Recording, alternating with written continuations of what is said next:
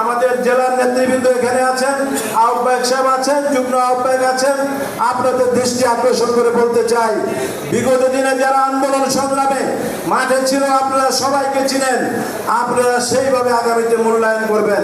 হঠাৎ করে আপনার 15 বছর আন্দোলন সংগ্রামে ছিল না, মাঠে ছিল না, আজকে এসে আপনার আমাদের দেখা গেছে আপনার হয়তো অনেকে জেলা কমিটিতে এরকম স্থান পেয়েছে কিংবা অন্য অন্য জায়গায় আপনার স্থান পাচ্ছে, তারা যেভাবে সেইভাবে আপনার মাইকে দাঁড়িয়ে কথা বলবে, আমরা সেটা মেনে নিব না।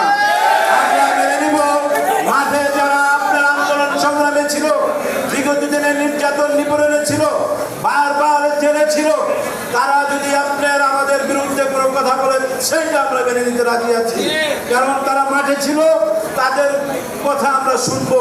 তারা যদি কোনো অভিযোগ করে আমাদের বিরুদ্ধে, তাহলে আমরা সেটা মেনে নিতে রাজি আছি এবং সেই অভিযোগ সত্য হতে হবে।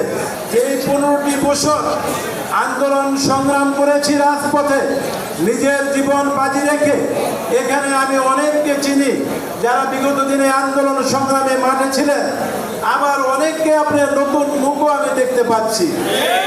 যাই হোক, আমাদের এখন বর্তমানে বিএনপিতে হাইব্রিডের সংখ্যাটা বেড়ে গেছে এবং তার জন্য আমরা বিগত দিনে যারা মাঠে আন্দোলন সংগ্রাম করেছে ওই সমস্ত নেতৃবৃন্দকে আমরা হারিয়ে ফেলছি। তাই আমাদের সবাইকে লক্ষ্য রাখতে হবে যেই 15টি বছর যেই জুলুম নির্যাতন নিপীড়নের পরেও যেই সদস্যরা আমাদের সাথে ছিল, যারা মাঠে অদ্য আজকে পর্যন্ত আছে, আমরা তাদেরকে নিয়ে সামনের দিকে এগিয়ে যেতে চাই। আমার পূর্বের বক্তা দু একজনকে বক্তব্যী কমিটি নিয়ে কথা বলছেন, আমি সেই ব্যাপারে কোনো কথা বলতে চাই না। আমার সহযোদ্ধা ফতুল্লাহ থানা বিএনপির সাধারণ সম্পাদক অ্যাডভোকেট বারী সাহেব সেই ব্যাখ্যা দিয়েছেন, তার সাথে আমি একমত। কারণ আমরা যারা কাজ করি, আমরা কাজ করতে গেলে আপনার আমাদের একটু ভুল ত্রুটি হতে পারে। যারা কাজ করে না আপনার তাদের কোনো ভুল ত্রুটি হবে না, কারণ তারা তো কোনো কাজ করেই না।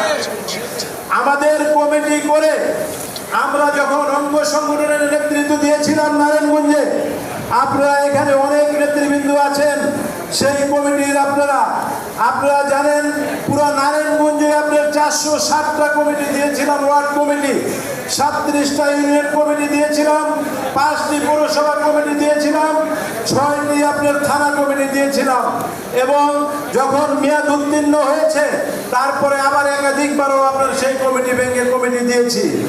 আমরা কমিটি ধরে রাখার নেতৃত্ব আমরা দেই না। আমরা যখন নেতৃত্বে আসি আমরা চিন্তা করি যারা মাঠে আপনার কাজ করেছে তাদেরকে মূল্যায়ন করার